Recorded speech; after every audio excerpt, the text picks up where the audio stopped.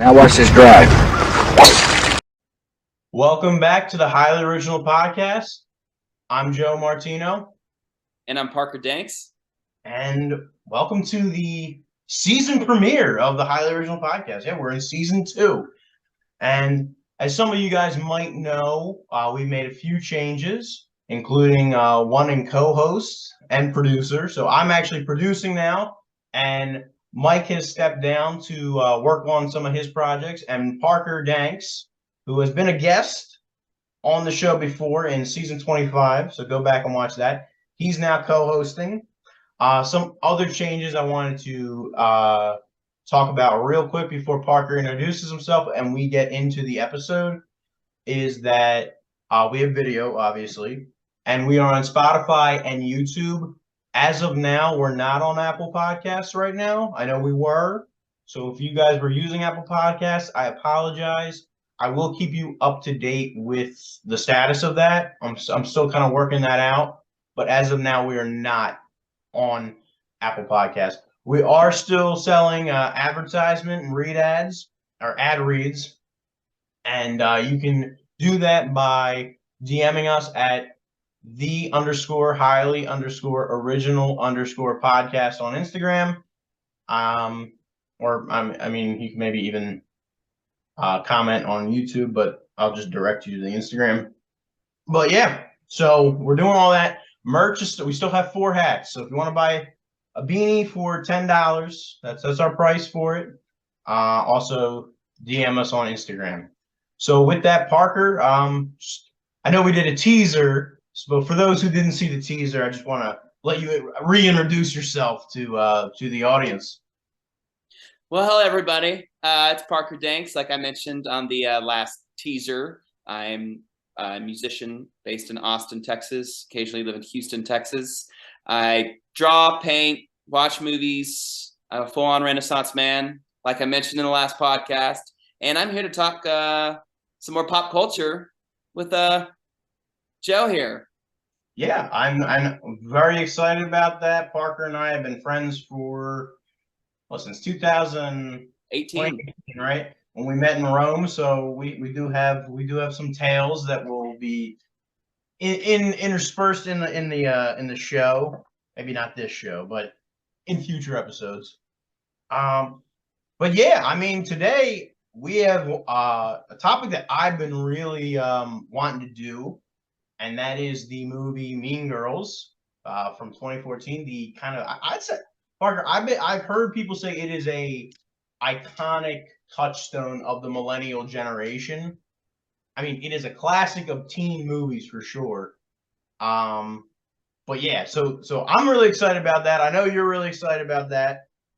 Yeah, what you just said is absolutely accurate. In terms of like the chick flick movies, especially the early 2000s, I believe Mean Girls is number 1. And maybe in chick flick history, I think I'd say 2, Clueless, 3, Drop Dead Gorgeous. All right, okay. But definitely Mean Girls. It was iconic. And yeah, my mom actually made me walk out of the movie because I went to go see it with her because she thought it was going to be a Disney movie. So that's a pretty funny story by itself. But yeah, that was pretty hilarious. So I couldn't wait to like watch it when I finally got the chance because yeah, I was with like my sister and my mom thought it was like a Disney movie because Lindsay Lohan was doing nothing but Disney movies. And then she does this movie and my mom was like, oh, it's another Disney movie. And I was like, this is a bad idea. And we had to walk out and go see Shrek. And I was really little at the time. I was like in like 4th grade. But yeah, I got to see it later and it was super hilarious. And it's one of my favorite films, actually. Yeah. I mean, and something I wanted to touch on before we go into that, but kind of related, you know, in Mean Girls, the main villains are, you know, very wealthy and flaunting of their wealth. I'm just curious if there's ever been like a time where someone has like flaunted their wealth like at you. And what I mean by that is like not like, oh, they're rich and they have a designer handbag. It's they're going out of their way to tell you like what they paid for the designer handbag. Like they're, you know, like kind of they're like they want you to know that what they have is expensive. Not just expensive things. Because Oh. there's a difference. I got a lot of stories, but one in particular, and it's a quick and short story. I remember I was in like 7th grade, and I was so excited. I got like this Visa gift card, and that's when like Visa gift cards were coming out, like where you could get a gift card that wasn't to a specific place. It was like a credit card. And I thought it was so cool. And I remember kind of like, I think I had it coming though. I remember showing it off, being like, I got this little credit card. And this girl goes, "Excuse me, honey, that's not a credit card. That's a gift card. I have a credit card that has thousands of dollars on it." Oh my God. And I was just like, "You're right. I'm wrong. I'm stupid." Wait, how old were you? 7th grade. So 13, 12. That's something out of like a chick flick. That's like it was like something out of Mean Girls. That's like a vicious line from like Mean Girls. That is like something right out of Mean Girls. And that was just so, and like I was tired of the girl. I just not expect that from her. I was just like, okay, sorry, I got this $50 gift card. I'm really excited about it. So there was definitely hostility in that. Oh my God. Sorry, I tricked you and your MasterCard and your black card that you got, but I got a Visa gift card. I mean, my story, and this is a story I've wanted to tell on this podcast for a long time. The person wasn't as vicious as that. But so basically, there was a friend of a friend that I met at a party, right? And I had met them like once before or something. They had a lot of money, or they have a lot of money. And this guy, is not afraid to tell you he has a lot of money. You like say to him, "Oh, that's a nice shirt," and he'd be like, "Thanks, it's custom. I get all my shirts custom made." Like, I'm like, it's kind of like, oh, I mean, like that's nice, but it's just, and then he's kind of like looking at you like, he's very. Do you have custom shirts like this? Mm-hmm. I don't know if he's like, do you, but he's just like, I do. And that's impressive. So this particular party, he's like, he has really nice shoes. They're these maroon brown leather shoes. So I say to him, like, I walk up, and this is my mistake probably. I go up and I say, "Oh, those are really nice shoes." And he goes, "Thanks. They're Shell Cordovan." And I'm like, okay. And he's like, "Do you know what that is?" And I'm like, "No." And he looks at me and he's like, "Horse ass." Like the leather, the leather was made from a horse's like rump. It's called like rump leather. It's apparently like this really expensive leather. But he's just like, he's looking at me just like, "Horse ass." And I was just like, that's nice. Okay. I guess horse ass is expensive. I mean, evidently, but it was just so weird because it's just like he was clearly so pleased with himself, like about telling me this, But yeah, so that was like my little story. I'm not gonna lie, like lately, because I have Nordstrom shoes, people will say, "I like your shoes." I'm like, "Thanks, they're from Nordstrom." But I do it out of an excitement that like I got to finally go to Nordstrom because I've never gone to Nordstrom until like the last year. So I remember like when we were in New York, you had a Nordstrom coat, but there's a difference. There's a difference between like you were doing it like you were, I guess bragging, but like you had a self-awareness to it. Like, you know what I mean? Like, and it was more of like you were just happy. It wasn't like, I want Joe to know that I have a Nordstrom's coat. I have a Nordstrom shirt, and your shirt is yeah, like, and you don't. You're irrelevant. Yeah, and I think like we've all, as men, we've all had encounters where the guy thought he had a better car. Like that's huge in like men culture. Like who's got? I mean, most people do have a better car than me. But yeah, well, yeah. I mean, there was a few guys I used to hang out with that like really loved nice cars and everything. And I do too. I love great cars, but I think that's like a stereotype of guys. Like who's got the big car, like big truck, at least here in Texas. Okay. But I mean, not really these days. But there was a time, I believe, where guys were all about the cars. So No, yeah. there's like always like a subject for someone to be like, I got this. I got the new iPhone. But usually it's not what animal butt are my shoes made out of. I haven't heard that one. No, for sure. It was new. It was new to me. Mean Girls. Mean Girls by Tina Fey.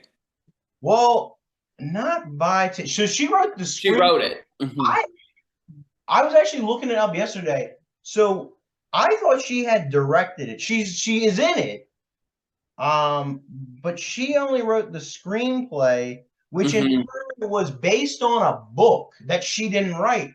So I like learned like a bunch of stuff about this, like, you know, this movie that I've seen like so many times. Pulling up some of the credits on my phone. I just want to. And while you're looking that up, in terms of more trivia, I think Lindsay Lohan was actually supposed to be Regina George. Oh, really? Yeah, but she wanted to portray a nicer girl in the Okay. film. So, Yeah. No, I mean, well, actually, so I pulled it up here. So it's based on Queen Bees and Wannabes by Rosalind Wiseman, and it was directed by Mark Waters. So Tina Fey wrote the screenplay, though. And actually, fun little trivia, Tina Fey's from a town called Upper Darby. Well, it's like kind of a city, but it's right on the border of Philadelphia. It's about 40 minutes from where I live. And she based the characters and stuff off of things that she experienced at the high school there. I think it's Upper Darby High School is the high school there. So it's wow. Yeah, so a little fun fact for you, Parker. Like, That's cool. The movie takes place in like suburban Chicago, near Evanston, Illinois. So that's, and I was like kind of, because they make reference to Northwestern, and it's called North Shore High School. So forget what Great Lake Chicago's on. Is it Superior? Is it Lake Superior? Is it Lake Michigan? Is it Lake? Yeah, I don't know. Michigan. I'm not even sure. Yeah, that makes sense. So it's the North Shore of Lake Michigan.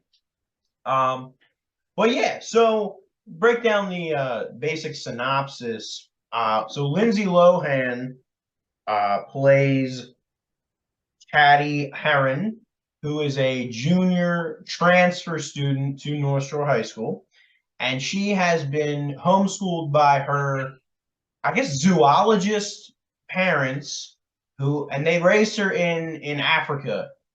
And that's like where she spent her whole life. So she is American, but she's never been fully like socialized in America, in the United States. And she comes to this school. It's her first time in an American school, and she befriends two like art nerds, I would say, Janice and what's the other guy? It's Janice, and then Damien, and then Regina George, the queen of the popular girls, finds Katie, and kind of adopts her in. And Janice, who is ex-best friends with Regina and wants to use this to like get revenge and use Katie to be like an infiltrator, encourages it. But as the story goes on, you know, Katie begins to fall into the trappings of being a popular girl herself. And therein lies the kind of basic conflict of the film. Parker, do you think I hit it, or do you think I think you hit it. I should snap on there? Yeah, I think you hit it, man. And you also gave enough for people who haven't seen it. You didn't give any spoilers away, which is cool. You gave it. They should probably watch it at this point. Yeah, on the Highly Original Podcast, I don't really care much about spoilers because we're reviewing older pop culture. Oh yeah, we're also going to get into spoilers. So yeah, and if you see in the title, I put what it's about. If you see that, listen to this. and then get mad at me. and then It's pause not it and really watch the my movie. fault, you Yeah, know? no, you're right. But I was gonna feed off of you. The movie Mean Girls, you think it just describes the plastics. It's not. The Mean Girls And the is all the plastics, girls in the entire yeah. school. And as we Well, see, the first girl that Caddy approaches threatens her. And then if you think about Janice, she sets her up for failure. She sets her up to go after the plastics and pretend, and it gets her in trouble, and she becomes the biggest enemy of the whole school when originally she was innocent. And I think that's the whole purpose of the film, especially when you get to the like the scene where they rally up all the girls and make them like confess their feelings and such. It's all girls. yeah, yeah. So I just think that was like a cool thing where you think the movie's just about the plastics. It's not. Well, and It's the about the mean girls in high school. for the listeners, who are the plastics though? Oh, sorry. The plastics are the popular girls of the school, the hot, popular. I almost said blonde, but you got two blondes, and then you have Gretchen Wieners, Yeah. who's got some curly brown hair, a cute girl. But yeah, and then you also have Katie Heron, Caddy Heron. I want to call her Caddy because they call her Caddy so much in the Yeah, movie. which is like a running joke because she spells her name Cady. Uh, your name's Caddy. It's Katie. I'm Yeah. gonna call you Caddy. Yeah. So to kind of dive in, Parker, I would say like who's your favorite main character? And for that, I'm gonna go with like the Mean Girls and Katie as like kind of the main, and then her love interest, Aaron, you know. Are we counting Janice and Damien at this point? Yeah, we can put them in too, but I'd say everybody else is supporting. Okay, cool. So it's a toss up. I'll mention two people and cheat. I'm going to say Damien and Karen. Damien, he just has the best one liners. She doesn't even go here. And that scene where he has the baloney on his face and he just goes, nah, nah, nah. Like that part kills me. I like He's just a funny, classic character. And another bit of trivia, I think they went through 4 cities to find the character of Damien. I forgot the actor's name, but they went through like multiple cities just to find that character. I'll pull it. It's Danielle Franzese. Or is that his name? Yeah. And then I got to give Karen a shout out too because like she's so lovably dumb. And I also like relate to her a little bit. I think when I went to high school, I was a new kid. I mean, this is also relating to Katie, but like I was a new kid from out of state freshman year. It was really hard, and I had to start all over. And like I think there were times where I played the dumb role because I thought it would make me make friends, even though I was really smart. And even though times that backfired, sometimes it worked. So I relate to Karen because I think her character is still secretly smart. And even Amanda Seyfried said that in the character. She was like, "Yeah, I played a Karen in high school myself." So, but yeah, those are my characters. What about you? Who are your favorite characters? Since I cheated, you can mention 2 as well. I'm gonna play by the rules. So, my favorite character is Gretchen Wieners, played by Lacey Chabert, and she is basically the right-hand woman to Regina George, who is like the queen of the school. And what I like about Gretchen is she has the classical mean girl trait of like she's a gossip, she's very status obsessed. But what I like about her is that she is not really like mean. She's not really vindictive. Like Regina George like derives pleasure out of like hurting other people and stuff. Whereas Gretchen goes along with it to maintain her status. But when you like they're like the one-on-one conversations, like she's not really mean. She's just kind of a materialistic girl. Yes and no. She has her moments though that are really catty, like that scene where she confesses her apology, where she goes, "I'm sorry that everyone's jealous of me, but I can't help it that I'm popular." Like that was like a pretty, like she is. Thing to say. She's full of herself and like materialistic, but I don't think she likes to hurt other people. Like that doesn't seem to be like her motivation. Where Regina likes to hurt other people. You know? Yeah, I feel like Regina. You're right. Regina is the more vicious Yeah. one, and then Gretchen has just followed her lead. And I Yes. think the parts of Gretchen that are vicious and malicious, I think she's picked up off Regina. She's been around Regina. You And are who you hang out with. So she wants to preserve her status. Like that's like what she's really after. I mean, I love there's the one scene where she's reading Shakespeare,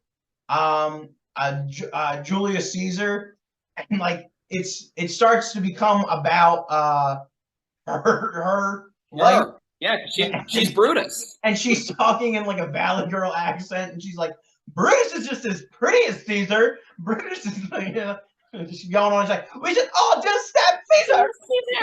And then she's like kind of like visibly shaking. Like so I enjoyed her as one of the main characters. That's a good one. That's a good one. But yeah, I think she's she's a classic too. She's got that famous "You can't sit with us." Yeah, she's got great lines. She's got great lines. And she was the original Meg Griffin of Family Guy. Oh yeah, she was. And then Mila Kunis took over. Yes. No, but you're right. I forgot about that. But let's go to the supporting characters, because I do think in this film there are like a lot of great characters that have like one or two scenes. You know, the head of the mathletes, for instance. You know, like the principal. Like, so I'd say, like, who's your favorite of these like side characters that I really think they played well with? They put them in just enough without them being too much. I will play by the rules this time. I have one, Right. And it's Mrs. George, Regina's mom. You played by did I take yours? Well, we can agree, man. All right. Yeah, it was played by Amy Poehler. Brilliantly. Anyone who doesn't know, Tina Fey and Amy Poehler are like best friends. And funny enough, they actually don't have a scene together in the film where they're interacting at all. I think the auditorium scene where they're performing Jingle Bell Rock, all the characters are in one room, which is cool. But Tina Fey and Amy Poehler actually don't have any dialogue. Yeah, they don't speak to each other. They don't speak to each other, which is interesting. But yeah, she's so funny that scene during Jingle Bell Rock, she's like, yeah, she's like, dance. So like her whole character, and I'll just like come on to this one because this is my favorite supporting character too. Her whole thing is like she's like a very wealthy stay-at-home mom in designer clothes, and she's desperate for her daughter's approval and desperate to be like young and hip. And like the part that makes like me laugh out loud is when you first go to Regina's house and she's like there and she's like she's in like this like velour tracksuit, like one of those like juicy pink tracksuits that were popular at the time. She's holding a chihuahua, and like I love when she says this part makes. I think this is like the funniest part of the movie. One of them is she brings drinks to the girls in their room, and she's trying to talk to them and get the gossip. But she's like, Lindsay Lohan's character goes, "Is there alcohol in this?" And she goes, "Oh no, dear. What kind of mother do you think I am?" And then she goes, "Why do you want a little? Because if you're going to be drinking, I'd rather you do it in the house." Dude, you brought up the line I was going to bring up, that exact line, because she's such a good actress that eye roll she does while she says the line is so perfect. It's like I can't even try to do that. It's so brilliantly delivered. I love that. She killed it. And they didn't overuse her too. No, they didn't. I actually would have liked more of her, actually. But I think a character like that, if we had gotten more, we might have gotten annoyed with it. Like sometimes it's good to just use them just enough, you know? Yeah, you're right. You're totally right. But kind of moving along, like what would you say your favorite scene is? Man, I was thinking about this today, and it really is hard, but I'm going to go with one that's simple, that I just love and I never get sick of, and it's the candy cane scene where Damien comes in dressed up as Santa Claus. And funny enough, it took me a few years ago to realize that was actually Damien and not some random Santa Claus guy.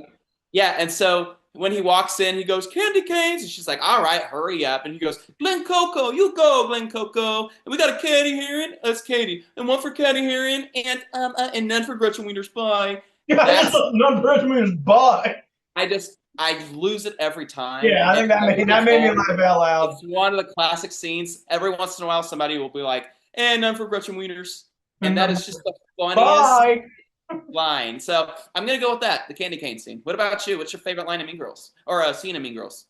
I mean, I think the Amy Poehler scene is my favorite, but one of the big things with this movie is the notion of cliques.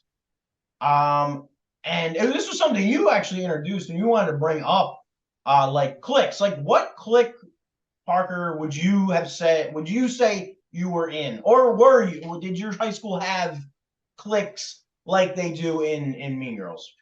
I want to say like Mean Girls, it was like that. There was some diversity in other cliques, but there were cliques for sure. And me being new and just trying to make new friends, this is kind of a tricky question for me because I think I was just all over the place. I think, I did theater and choir and I was in the breakdance club. I was all over and I was kind of jumping around cliques. I was hanging out with some of the theater kids. I was hanging out with some of the like the really smart kids for a little bit. And then like towards the last few years of my high school, I kind of hung out with like the skater, little bit of the rebellious kids, skipping some and No. just going all over. And just the nice thing is I met a lot of people, but I never really felt like I really fit into a clique. But I did have a good amount of friends, and we were just kind of us. But I think everybody would say that. But yeah, my thing is I jumped around cliques, theater, choir, hung out with some of the breakdance club kids. Skaters, musicians. I loved picking the brains of musicians at my school because I was not a good musician at the time, and so just learning from the Austin music scene. So yeah, yeah, but I was all over the place. High school was crazy. What Me about you, man? too. What were your Me cliques? too. Like I had like a few friend groups. I don't know if my school was divided into cliques. Um, and it might be. I went to a Catholic school, so it was a little smaller. So it might be, whereas like a public school, you might have like a larger group, and you can kind of subdivide yourself better. Whereas I don't know, smaller school, like everybody kind of intermingled. There wasn't like a big division between groups. So I kind of free range, as everybody did. I would say, like, I've talked about this before. I'd say like a subculture. If I had to like give a name, especially maybe early on as I was a freshman, like I considered myself like to have been like maybe emo adjacent, not in the emos, but like some of my friends were definitely like in that kind of subculture or maybe light. I mean, because it was starting to die out by that Like time like too. the alternative kids. Yeah, Yeah, yeah. I'd say like that was like yeah. So I also like hanging out with them too sometimes. yeah, Yeah. like but it's like hard. Like my friend group was like pretty diverse and like everybody wasn't like a subculture. Like they were like different types of people. But I would say like yeah, there was definitely like the emo flair. Maybe alternative is what we were. I liked alternative music, indie music, and like pop punk, that kind of punk music. So I don't know if that gives a good Yeah, then that gives me an idea. descriptor. For sure. I was also going to feed off of that and say one final question to wrap up this topic is did your social life ever affect your grades like Caddy did in Mean Girls? No, sorry. I wish I had a more interesting answer. I don't think. Yeah. Oh, yeah, mine kind of did. I was just so, at the time, I was just blind and blown off school and just hanging out all the time and uh, didn't start taking school seriously till college. But yeah, I had a Caddy's story. I feel for Caddy in that movie, really, because Okay. she's kind of Yeah. thrown to the wolves or the lions, as Well, she yeah, brings up. yeah. Because by the end of it,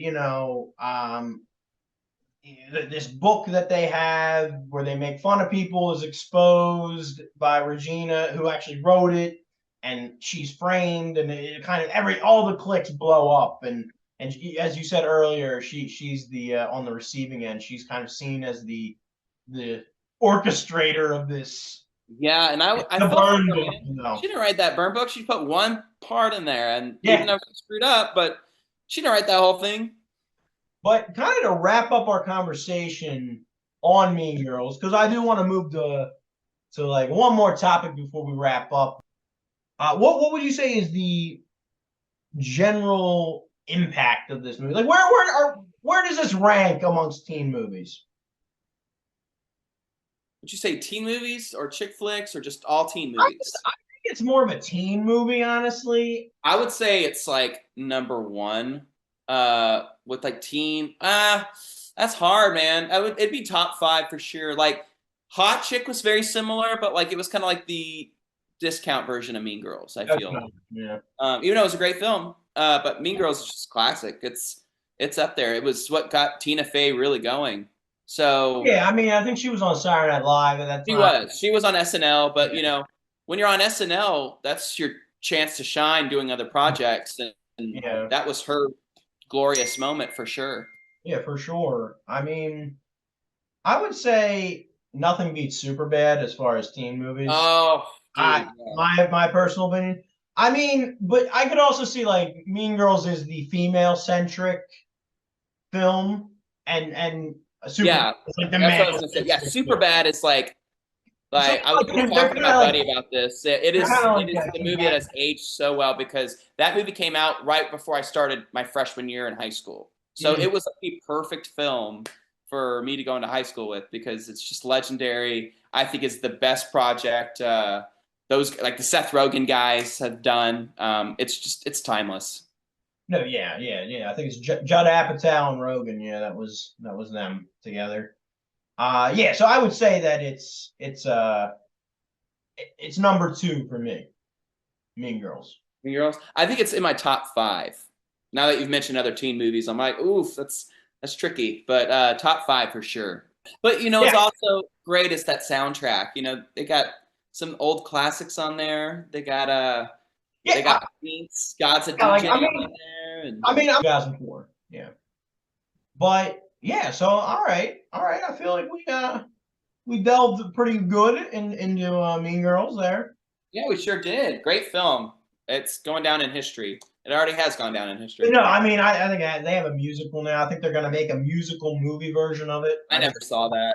I would, but I haven't either. I don't really have a desire to. I'm kind of more just like, yeah, I like the movie as it is. Yeah, I do too. I like just leaving stories with stories. Like I'm like I don't need a second Mean Girls. Yeah. Leave it the way it is. Stop doing these spin-offs and some things just don't need to be recreated, in my opinion. Yeah. Sorry. No, I like, high school experience. There's the cliche of the garage band. And yes. Band. So I was curious, Parker. I mean, I know you're a musician, so the answer is definitely yes. But like, were you in any bands in high school?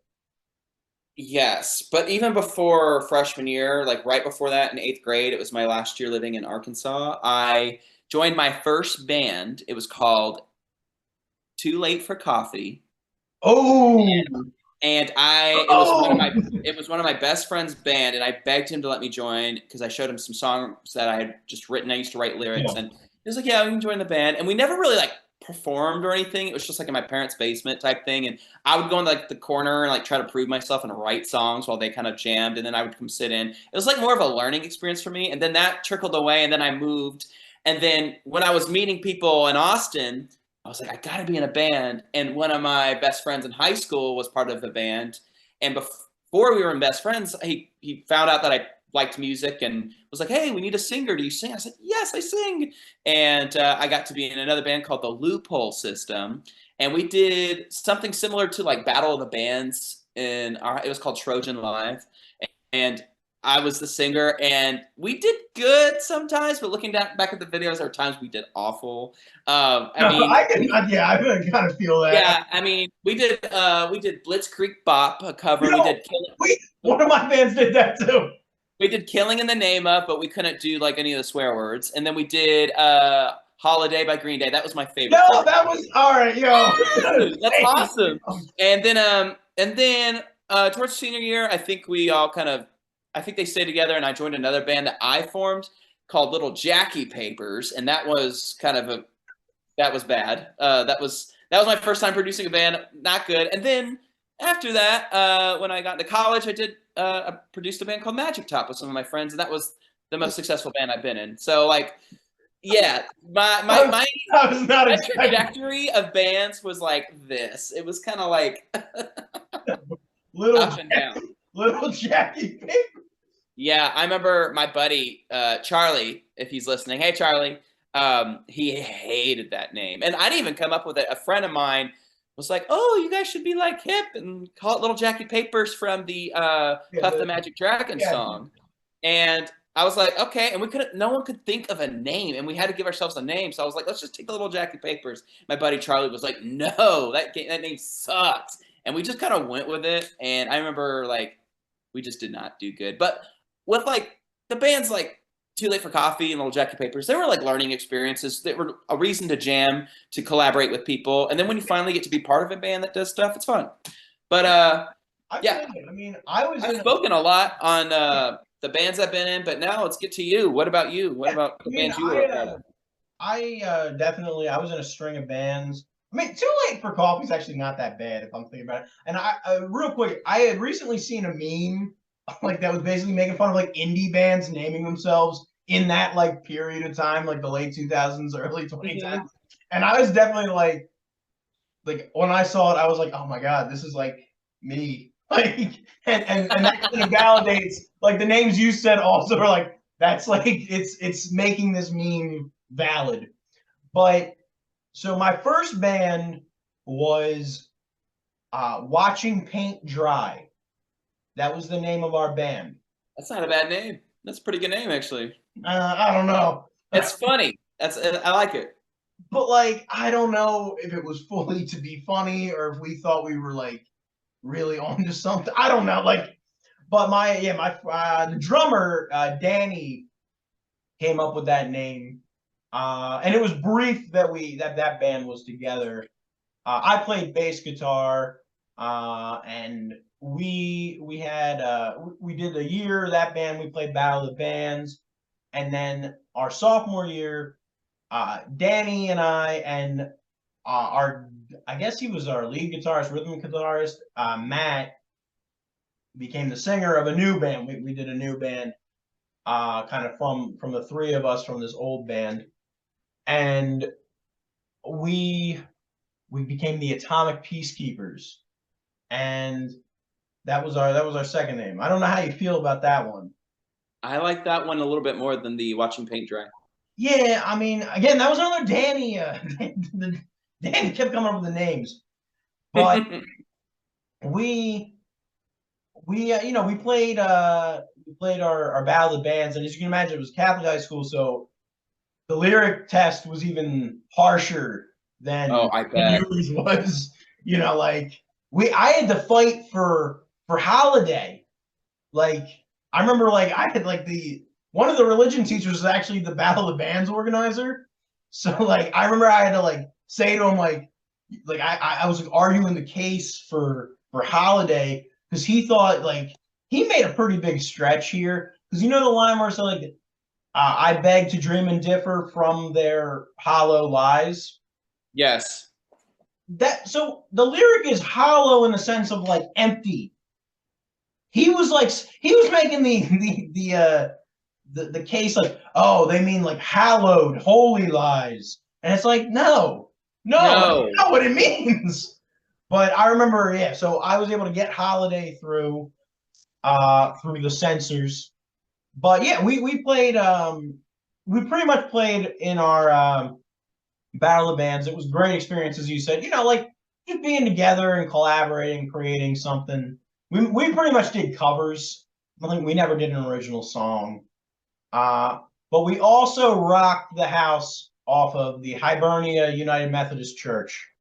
There's a Facebook video of us when it was our best show ever. It was our last show. We had like a whole audience screaming. I was like the lead singer. I thought it was like the bee's knees. I thought it was so cool. And that's where I got addicted to like being in a rock band and stuff. Seeing the lights hit your face and our one like we did like freshman year when we were watching paint dry with the earlier iteration of the band.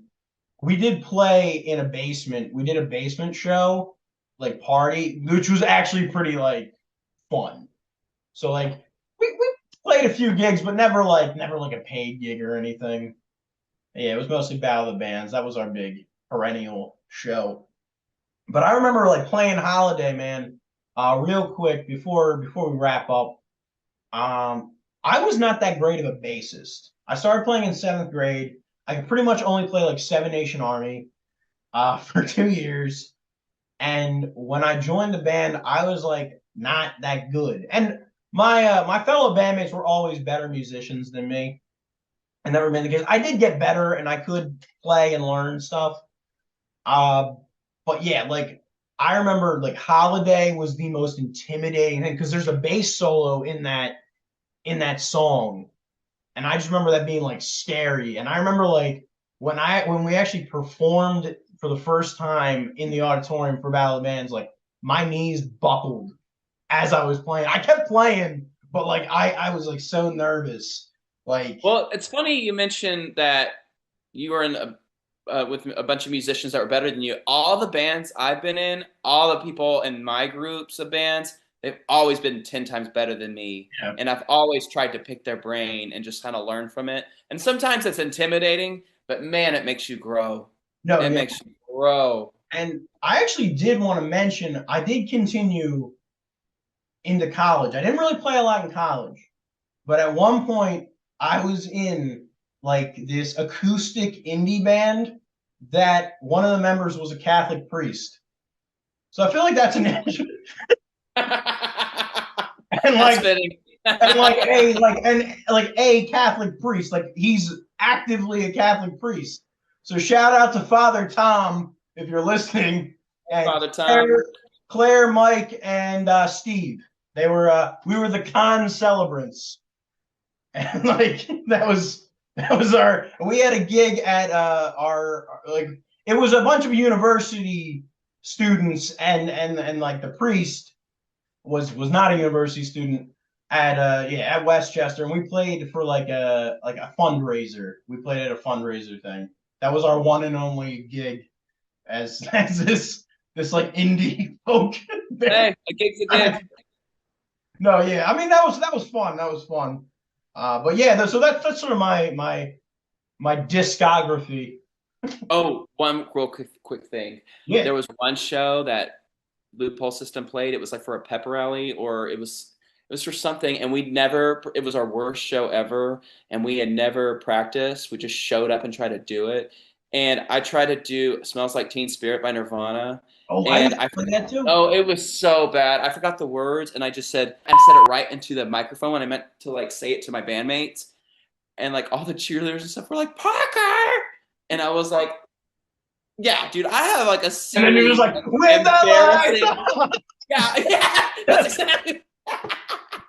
Oh man, yeah, it's so fun. I have a series of embarrassing events like that, but it's funny. It's something to look back on and just laugh. I mean, that's what high school memories are for. Yeah, no, I mean it was a great time. I'm very. That's one of the great things in my life was being able to be in a band. I consider it was a highlight of high school. And it's great to just have that classical high Yeah, school cliche experience. being in a band is just awesome, Even man. though I haven't really done anything since I played in an indie Yeah, folk band. never too late. Ouch. No, yeah. But with that, I just want to wrap up. Thank all the listeners for coming back. Welcome the new listeners for season 2. And we'll another thing, a format change is we're going to be doing every other week regularly. I'll be throwing in some bonus episodes every once in a while, but we are switching to an every other week regular. So that's when you should expect new episodes. There might be a little surprise bonus, but that'll be the norm. Okay, so don't be worried that we're not doing it anymore because there's a week off where you don't hear from us. Yeah, it's just the new format, guys. So with that, everybody take care, and we'll see you next time. Bye, guys.